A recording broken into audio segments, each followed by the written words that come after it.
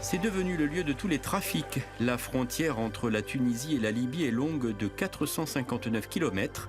En 2011, de nombreux Libyens se sont réfugiés en Tunisie et des terroristes tunisiens se sont cachés, eux, en Libye.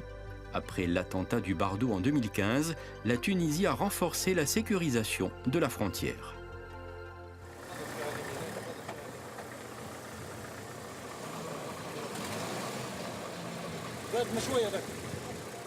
Nous sommes à 8 km de la Libye, au point de contrôle de la garde nationale tunisienne, sur l'unique route qui mène au poste frontière de Ras Djedir. Les gardes passent certains véhicules au peigne fin. Depuis la chute de Kadhafi en 2011, les armes circulent de façon anarchique en Libye. C'est pour combattre l'entrée des armes dans les voitures libyennes en Tunisie et pour combattre la contrebande en général. Jusqu'à 5000 véhicules passent ici chaque jour et la contrebande va bon train. Médicaments et produits alimentaires de Tunisie vers la Libye, armes, essence et cigarettes dans l'autre sens. Les saisies sont quotidiennes, mais c'est cette économie parallèle qui fait vivre la région. Une nouvelle nuit de travail pour les hommes de la garde nationale de Ben Gardan. En 2016, des terroristes venus de Libye se sont attaqués à leur caserne. 49 djihadistes ont été tués, ainsi que 13 membres des forces de sécurité. Ce soir-là, notre patrouille emprunte le chemin des terroristes. Le chemin des terroristes, c'est ceux de 2016 qui l'ont utilisé? Oui, c'est ça, par 2016, par ici. Au bout de 45 minutes de piste, en plein désert, ils installent un piège pour stopper les contrebandiers.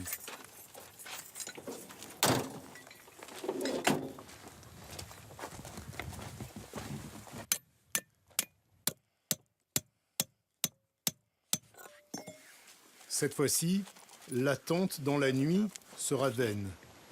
Mais ces 2 dernières années, cette équipe a intercepté 35 véhicules. Depuis la mise en place du fossé de séparation entre la Libye et la Tunisie, le trafic s'est réduit. Il reste cependant quelques passages encore ouverts, au sud-ouest, dans le gouvernorat de Tataouine.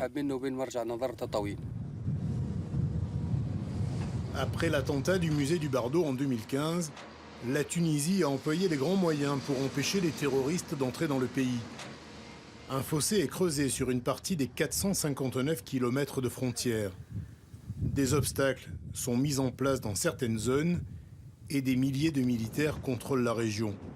L'enjeu est d'importance. Environ 1500 Tunisiens radicalisés auraient trouvé refuge en Libye. Mais aujourd'hui, ce sont surtout des migrants qui franchissent la frontière à pied pour fuir leurs terribles conditions de vie en Libye. Il y a des tentatives d'infiltration et l'armée récupère ces éléments en collaboration avec nos collègues. Oui. Et ça arrive de plus en plus souvent ces derniers temps? Bon, oui. Ces migrants sont ensuite dirigés vers le centre d'accueil du Croissant Rouge de Mednine, le chef-lieu du gouvernorat. Il en arrive tous les jours, et leurs récits font penser à des évasions minutieusement préparées, comme pour ce pêcheur égyptien, maltraité et exploité par son employeur libyen. J'ai mis un peu plus d'essence dans mon bateau en me disant que le seul pays qui peut me donner la sécurité et me sauver, c'est la Tunisie. Et j'ai traversé la frontière. Ils viennent de Guinée-Conakry, du Mali, de Côte d'Ivoire, partis en Libye dans l'espoir de gagner l'Europe par la mer et très vite confrontés à une violence inouïe. Dans le territoire libyen, je me suis fait d'abord kidnapper par 3 hommes armés. Ils vous demandent de l'argent en devise. Ils vous effrayent, ils vous giflent. J'ai fait 4 jours, on m'a enfermé en prison.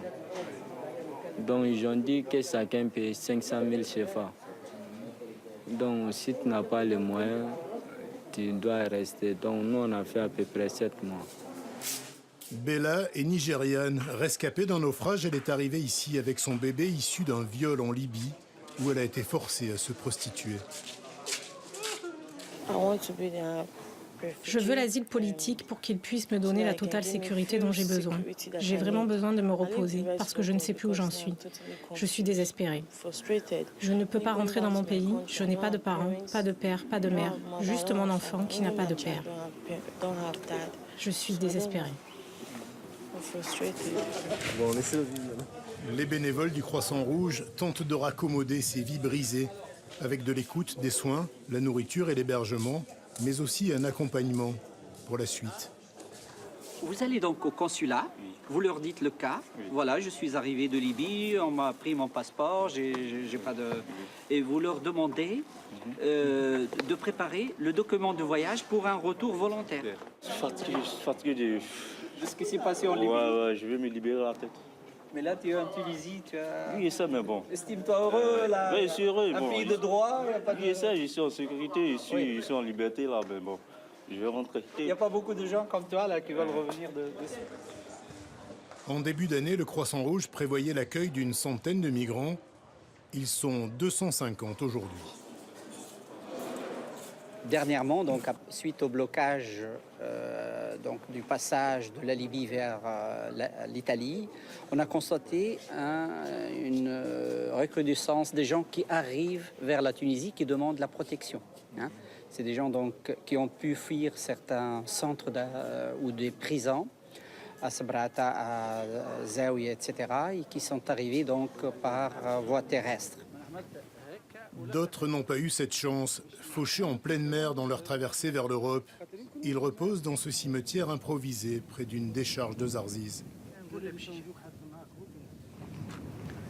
C'est une dame avec son bébé, là.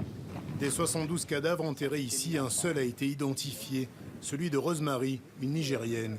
C'est Chemseddine Marzoug, ancien pêcheur et bénévole du Croissant Rouge, qui donne une sépulture à ces noyés. On est là, le Croissant Rouge, pour enterrer les gens en dignité, avec un grand respect. On ne peut pas faire autrement. C'est notre devoir de la dignité. On respecte ces gens-là. Parce que déjà, ils n'ont pas de famille. Même leur famille, ils disaient qu'ils sont vivants peut-être en Europe, ils attendent une lettre ou une petite somme d'argent pour améliorer leur vie. C'est lui qui récupère les corps échoués, les transporte à l'hôpital, puis revient ici, les mettre en terre. Bon, il te reste combien de places ici? Bon, pas grand-chose, hein, ici. Une place, peut-être on ajoute 2. On peut encore ajouter 2. À quelques kilomètres de Zarziz, le Croissant Rouge espère pouvoir acheter ce terrain pour y faire un nouveau cimetière. C'est un rêve pour nous de finaliser un projet de cimetière qui soit dans les normes. C'est des gens comme vous et moi qui avaient des rêves, qui voulaient arriver en Europe, faire une vie, être mieux. Mais malheureusement, le destin a fait autrement. Et leurs cadavres est donc sur les plages. Ces plages que Chemseddine Marzoug arpente au quotidien, avec la crainte de retrouver de nouvelles victimes.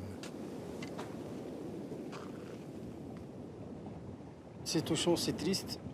Cette année 2017, on a trouvé sur ce golfe de Zarziz 73 cadavres, entre femmes et hommes et enfants, 2 enfants.